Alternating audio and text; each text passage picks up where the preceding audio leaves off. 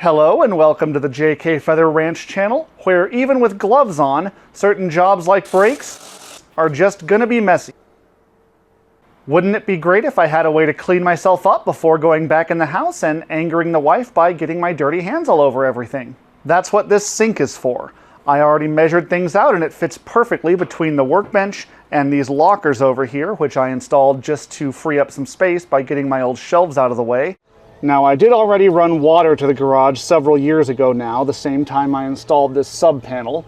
Now, don't worry about the exposed plumbing. That's just how they do things in Southern California. It doesn't freeze, and this stuff here going into our house has been fine for 80 years. So for now, all I really have left to do is to go from here through the wall and hook it up to the sink. I am also going to install a tankless water heater, so I have both hot and cold water to wash my hands with. But since this is technically a plumbing project, before I get started, I've got to dress for success. Using a second wrench to keep the whole pipe from unscrewing, I'll go ahead and remove the cap that I installed when I first ran water to the garage. Add a reducing elbow to take it down to 1/2 inch. Mark where it's going to go through the wall. Drill a pilot hole all the way through to the inside. And follow it up with a hole saw from both ends.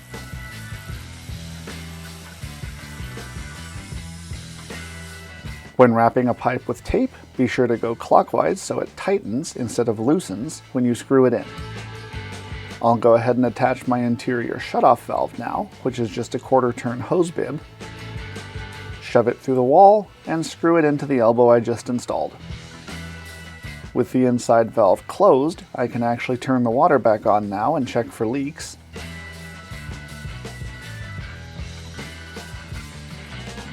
Which there aren't any, so I'll tidy up the inside with a beauty cover and caulk the outside, which will prevent the pipe from moving around since I made my hole a bit too big.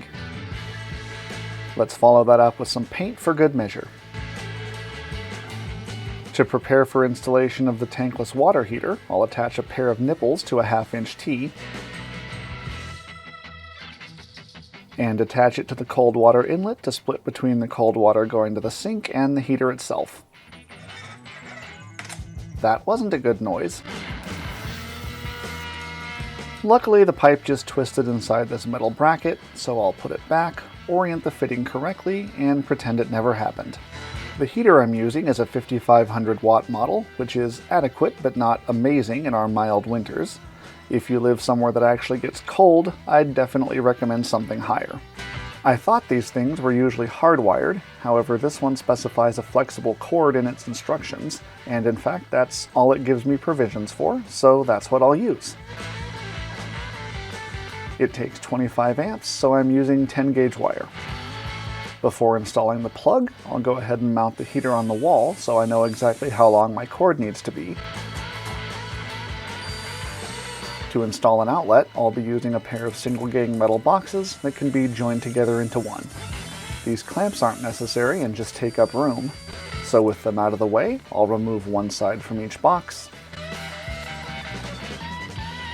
and screw them together. I then just need to trace it onto the wall and cut out the opening. I'm using a Dremel with a depth guide, but there are many different ways to do this. Here's one that I came up with because I had far too much time on my hands. Anyways, let's go ahead and cut out the holes for the mounting clamps.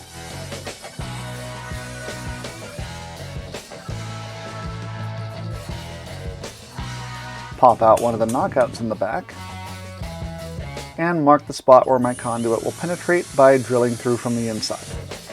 I then pre-attached a nipple to the back of the box, and with the hole in the wall properly enlarged, I could go ahead and screw it into place. I'll go ahead and use an LB fitting to angle it upwards, and install a fitting into my panel. An anti-short bushing will, well, prevent the wires from shorting on any sharp edges. Let's go ahead and bend up a piece of 1/2 inch conduit, which fits into the panel well enough, so I'll mark off where I need to take off to go into my fitting.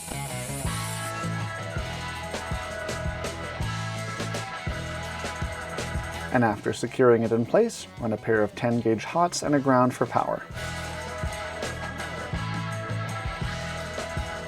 Since I'm dealing with both electricity and water, I'll be installing a 30-amp GFCI breaker. Even though I'm not using a neutral, the breaker still has one that needs to be connected in order for it to work. With that in place, I just need to snap it onto the bus bar, which for some reason is harder than it should be. Let's go ahead and connect the hot wires to the breaker. The neutral isn't used, but the ground goes to the ground bar. I'll go ahead and put the cover back on and label the new breaker. And we're done here, so let's get things sealed up and made presentable. Back inside, the ground wire gets connected directly to the box, which will also ground the outlet through direct metal-to-metal contact. After connecting the hot wires, I can screw my NEMA 630 outlet into place. Part of my cutout is a little too big for the faceplate, but that's nothing a little wood putty can't fix. Now that I know how long my cord needs to be, I'll go ahead and install a plug.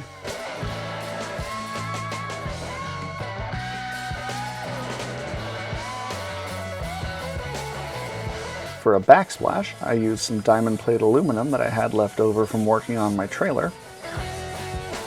And it's finally time to mount the sink. The top hangs on this bracket, the middle is bolted to a stud, but the sides are just screwed to the OSB, which hasn't caused any problems yet.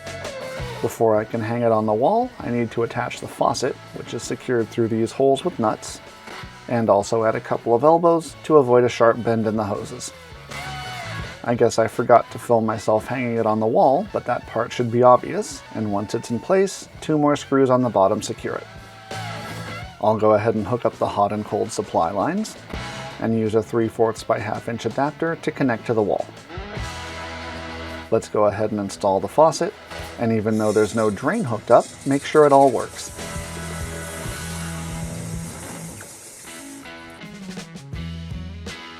As you can clearly see from the stream of white hot lava pouring out, the heater is heating as it should. To go ahead and make the drain happen, I'll start by laying down a bead of RTV. Now, most people would say to use plumber's putty for this, but I've never had good luck with that not leaking, and since I primarily work on cars, RTV is what I have available. I'll set the strainer in place, hold it down with a pair of needle nose pliers while I tighten it with channel locks, and wipe off the excess with some alcohol for a clean look. I'll attach the tailpiece using the included gasket, glue together a trap adapter and street elbow, measure and cut the tailpiece to length, and loosely attach it for now. Let's measure how far over my wall penetration has to go in order to clear the conduit. The X is actually where I want the edge of my hole to be, so I'll line up my hole saw and start drilling to mark the center. Transfer that through to the outside, and as I've done before, finish it from both sides. Normally you'd use a trap here, but since I'm just going to drain this outside and there won't be any sewer gas, that won't be necessary for my purposes. I haven't glued this piece in yet, but I'll mark it and cut it to length, glue it from the inside, and finally attach an elbow, making sure to angle it properly so I can tie into my mini split drain. I'll stick with the 1.5-inch pipe as long as I can, before reducing it down to 3/4 with a couple of adapters, and bending it so it comes in perpendicular to the existing pipe.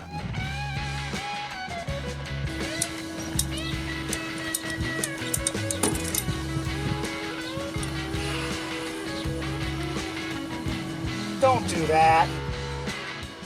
With my finger taken care of, I'll tie it into the drain line and throw on an adapter so I can connect a garden hose and route the drain water over to this convenient stump right here.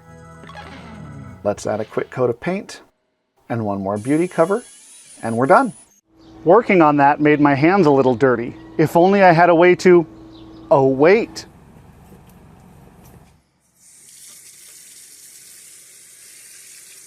So if you found this video educational, interesting, entertaining, etc., feel free to hit that like button and leave a comment below, and subscribe for more content.